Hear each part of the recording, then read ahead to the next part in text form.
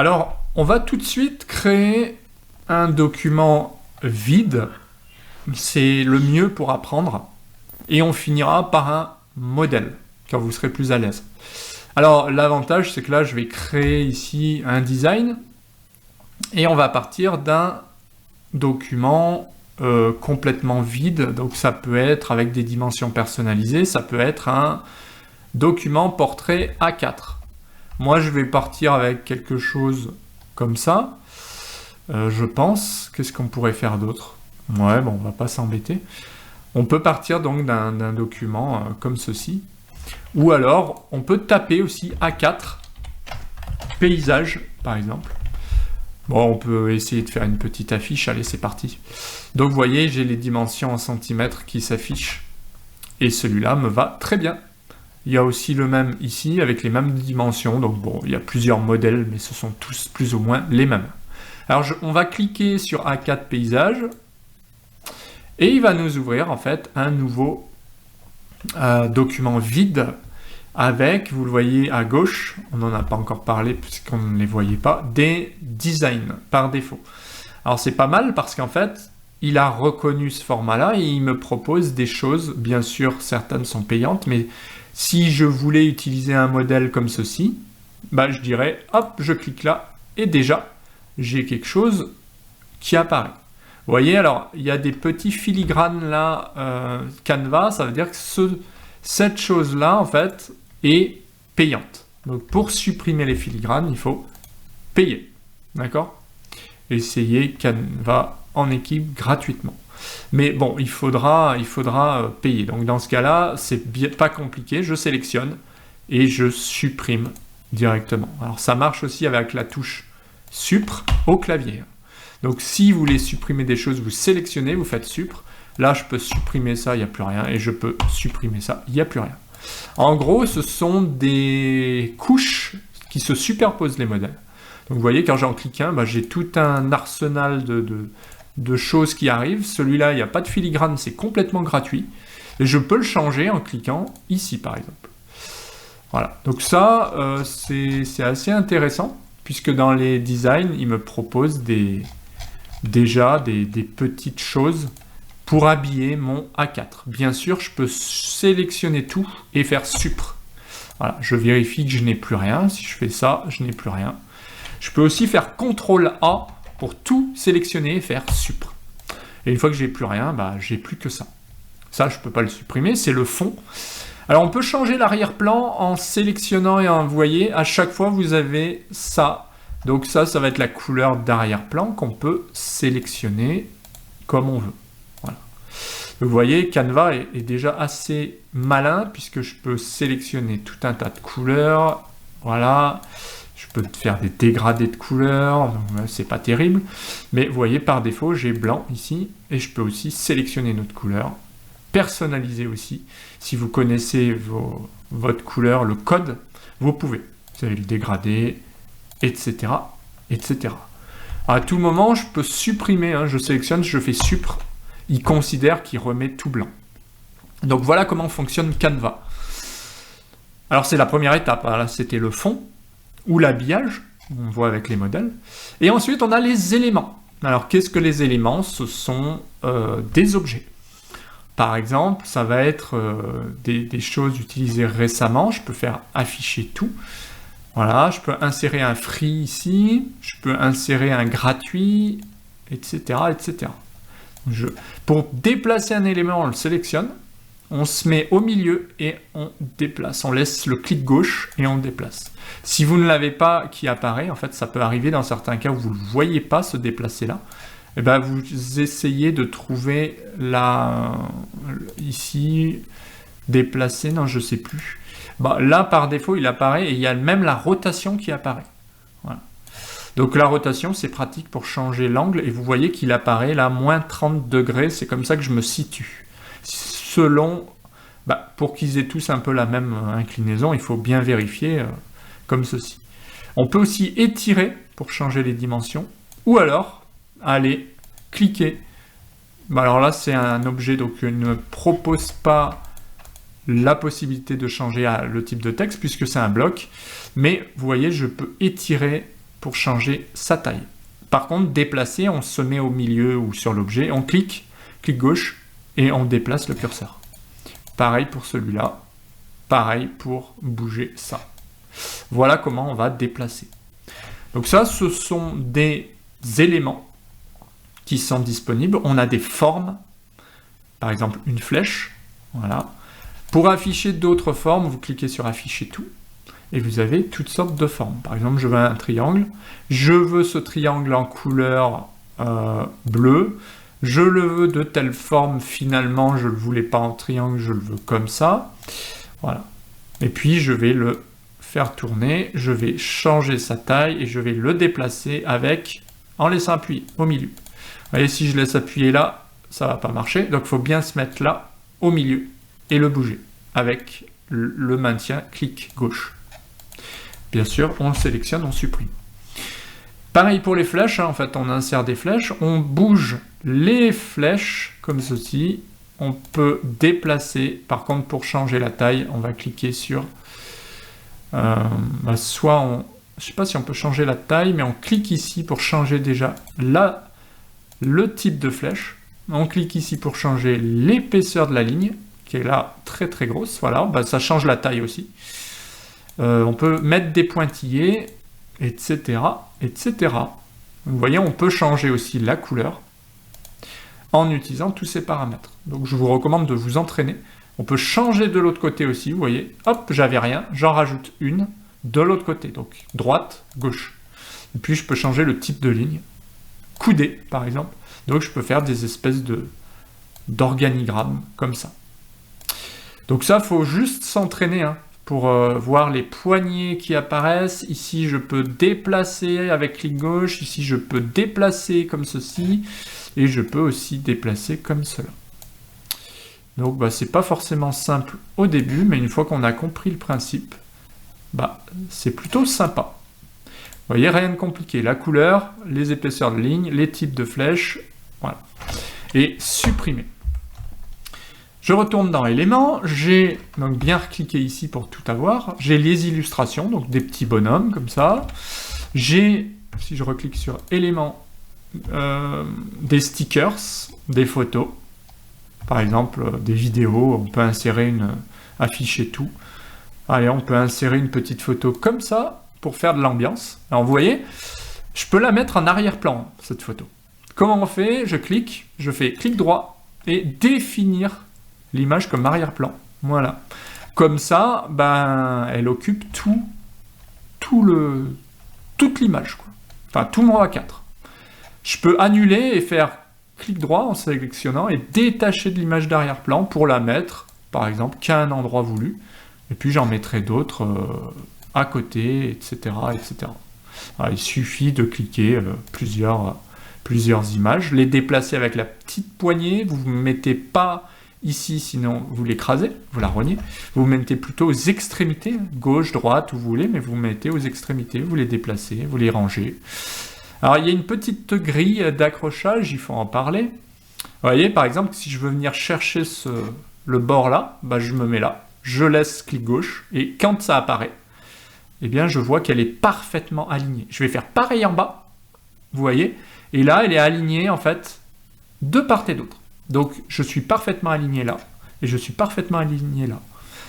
Donc vous voyez, si je veux aller chercher, par exemple ici je me suis planté, j'ai fait ça, je vais prendre ça, je vais chercher le bord, et j'ai directement le bord. Voilà. Ça, c'est ce qu'on appelle les grilles d'ancrage, en général. Donc faites attention, si vous ne l'avez pas, peut-être que vous l'avez désactivé dans les paramètres. Alors je ne sais plus exactement où ça se situe, mais vous avez donc possibilité de les retrouver, il me semble, et on peut aussi verrouiller. Voilà. Alors les ancrages, là, je les vois pas forcément, mais bon, en général, ils sont toujours présents. Par contre, on peut verrouiller ici. Voilà, on sélectionne une image, celle-là, je veux plus qu'elle bouge, je fais ça. Et si je la prends, il me dit non, verrouiller. Mais je peux la déverrouiller. Voilà. Donc tout ce que je ferai maintenant, Ça, c'est bien verrouillé, je peux plus y bouger. Ça, j'ai envie de l'aligner par rapport à ça. Ça, j'aurais bien envie de l'aligner aussi par rapport à ça, etc. Une fois que c'est fait, oups, je me suis trompé. Je vais le remonter un peu. Je vais le sélectionner. Je vais le verrouiller. Pareil pour celui-là, on le verrouille. Et là, je peux continuer à travailler. Donc, éléments. Bon, c'est à peu près tout. Hein. Éléments, ça peut être un graphique, comme ça. Où on va changer les couleurs. On peut l'éditer, ce graphique. Mais bon, on peut choisir surtout un autre graphique, quoi. Voilà. Mais généralement, on va se contenter de changer les couleurs. Par exemple, rose. Et ici, pourquoi pas ça. Voilà. Là, on change le type de texte. Il n'y a pas de texte. On peut changer, donc ça c'est surtout pour le texte. Ici, j'en ai pas. Voilà. Donc aucun intérêt. Mais il y a plein d'options. Vous voyez, quand je clique ici, je vois pourcentage. Bon, je peux changer un peu le pourcentage. Je peux changer l'épaisseur de la ligne. Voilà, c'était au max. Étiquette pourcentage.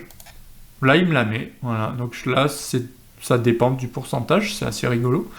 Et résultat arrondi. Ok, voilà, vous voyez, ça change un petit peu, c'est plus sympa. Mais tout dépend le style que vous voulez. Voilà. Si je fais 50%, c'est visuel, hein, je laisse appuyer. Je peux aussi utiliser ici le texte pour mettre 50 directement, ça va plus vite. Ou 25 ou 70. Voilà. Donc ça, ensuite, bien sûr, le texte, je peux le changer. Police du document, Montserrat, je peux mettre... il met du temps à le changer là. Je peux mettre, je sais pas, d'autres choses comme télégraphe, etc. Voilà. Donc vous changez votre type de police, vous changez votre taille de texte en tapant une valeur aussi, ça marche très bien. Voilà. Et c'est tout pour les éléments. Parce que les éléments, il y en a un paquet, hein, mais c'est à vous d'aller piocher dedans. Juste la petite particularité, je vous le montre, c'est le cadre. Le cadre, c'est quoi? C'est un truc comme ça. On le met quelque part. Et en fait, quand je prends une photo, par exemple, celle-là, je la déverrouille. Si je la fais glisser dedans, eh bien, il la rogne par rapport à la taille du cadre, en fait. Vous voyez? Donc, ce cadre sert à faire rentrer une photo. Pareil pour le monsieur, si je faisais ça comme cadre, je fais un truc comme ça. Je prends ça, je déverrouille, je fais glisser et il est dedans. Voilà, tout simplement. Donc pour le voir mieux, je double-clique et je peux faire glisser ça à cet endroit-là. Voilà. Et je clique à l'extérieur. Donc je double-clique pour changer en fait ce que je veux voir. Je double-clique dehors et j'ai changé la position. Donc ça me permet en fait de faire des petits trucs sympas comme ça. Voilà à quoi servent les cadres ou les grilles. Hein, les grilles, c'est à peu près la même chose. Et les cadres ont une forme un petit peu plus sympa, je trouve. Voilà, ça peut être un ordinateur comme ça, par exemple. Où je reprends celui-là. Alors là, c'est déjà une grille, donc à mon avis, ça coince. Je vais prendre par exemple celle-ci, je la mets dedans. Et ben voilà, j'ai incrusté dans un ordinateur une photo. Ça, c'est assez pratique. Et puis je peux modifier, par exemple, quand même la photo. Je peux changer les bords de l'ordinateur, par exemple, vous voyez, un ordinateur par exemple gris, comme ça. Voilà. Donc ça va me permettre de changer les couleurs aussi de ce que j'ai sélectionné. Donc assez pratique.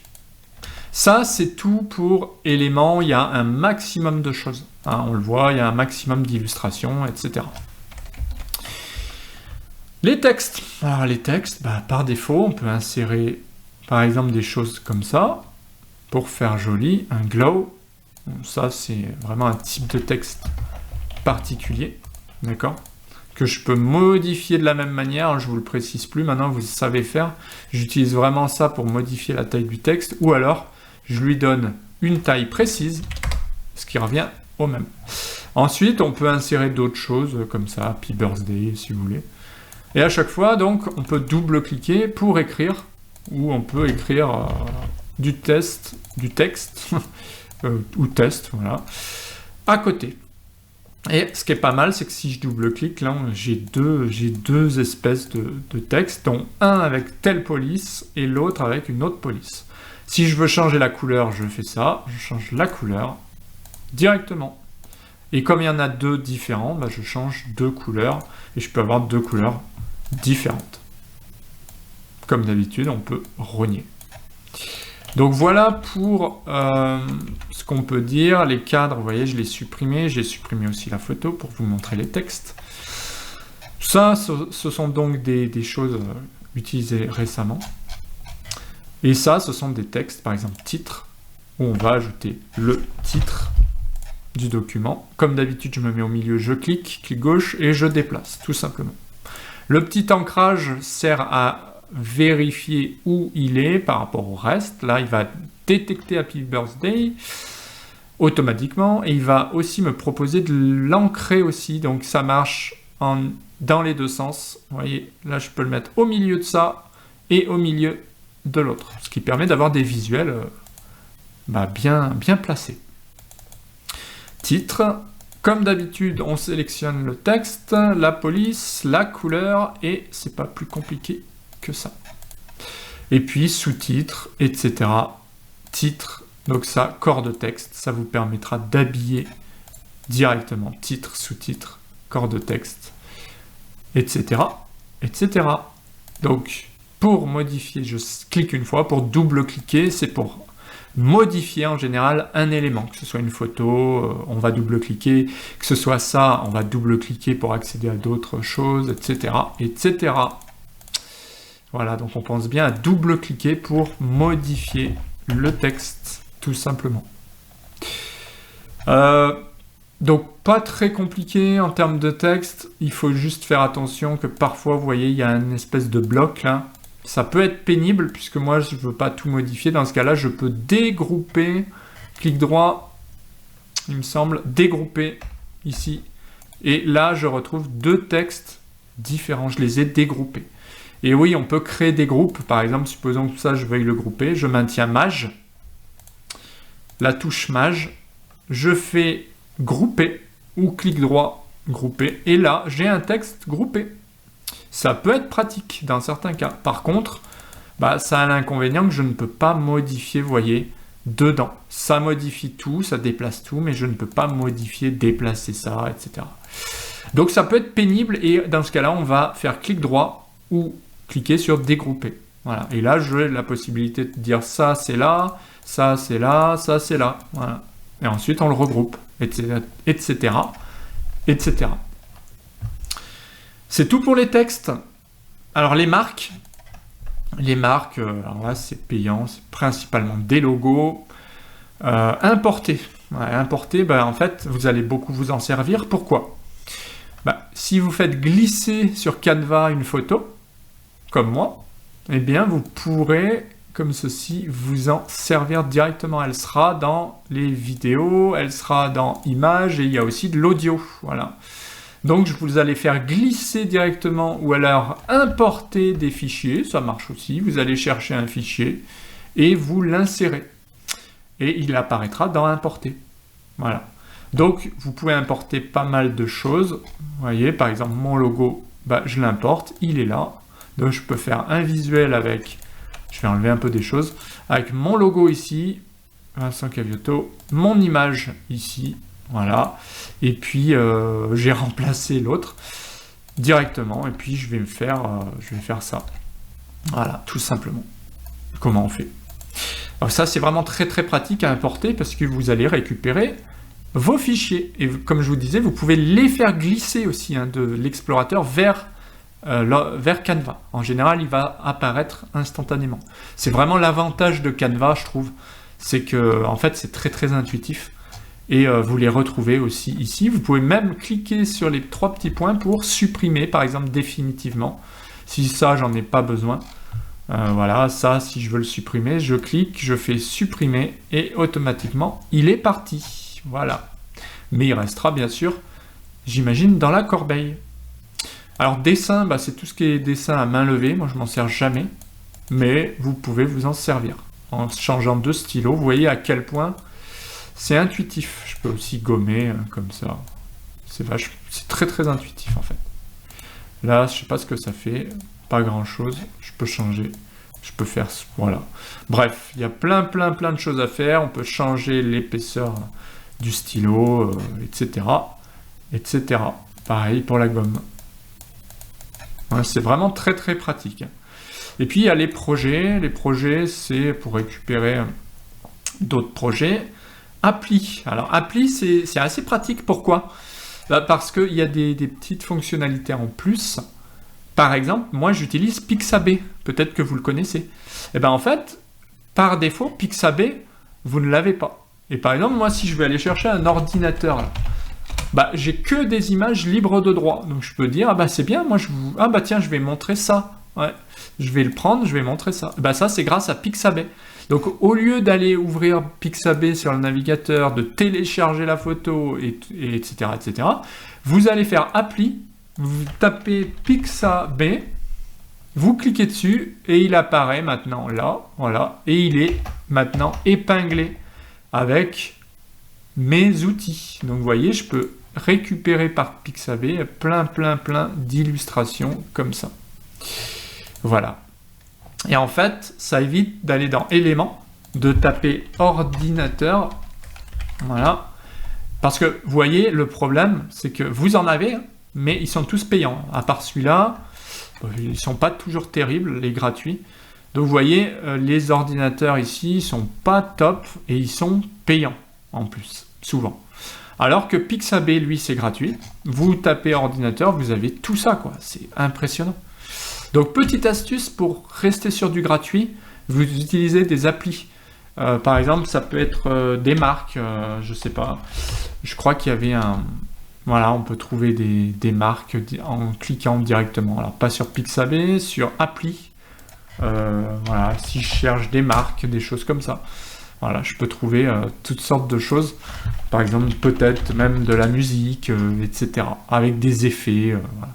Donc, je connais pas trop je m'en sers pas trop, mis à part Pixabay, mais en fait, si vous connaissez une appli et qu'elle est sur Canva, ça vous évite d'ouvrir votre appli que vous utilisez d'habitude et vous l'avez directement ici. Voilà. Donc moi, typiquement, Pixabay, je vais plus jamais dessus, quoi. Vu que je l'ai, voilà, je vais taper par exemple, j'ai besoin d'une casquette, je tape casquette, et puis voilà, je vais insérer une casquette, ça peut être sympa. Et ça, c'est vraiment très très pratique en fait. Donc vous voyez, on retrouve énormément de choses ici, donc des gens avec des casquettes, etc., etc. Donc voilà pourquoi j'utilise Pixabay ici, en appli. Donc cliquez bien sur appli. Audio, ça va être plus pour les vidéos. Vous pouvez utiliser vos propres audios dans Importer aussi, mais sinon vous pouvez utiliser des audios gratuites ou payantes, selon la version que vous avez. Donc c'est tout pour l'exemple que je voulais vous montrer. C'est tout et vous voyez que c'est à la fois simple et à la fois compliqué. C'est-à-dire il faut s'entraîner à bouger les choses. Et il faut s'entraîner à choisir les bons éléments. Je vous les ai tous montrés. Passez un peu de temps sur chacun pour comprendre. Projet, moi je l'utilise pas. Appli non plus, une fois qu'il est chargé. Audio non plus. Donc attention, design, c'est les modèles. Éléments, c'est des éléments. Vous pouvez cliquer sur tout et faire des recherches, mettre des photos, des vidéos, mais il n'y en a pas énormément de gratuites. Les textes, les marques, etc., etc.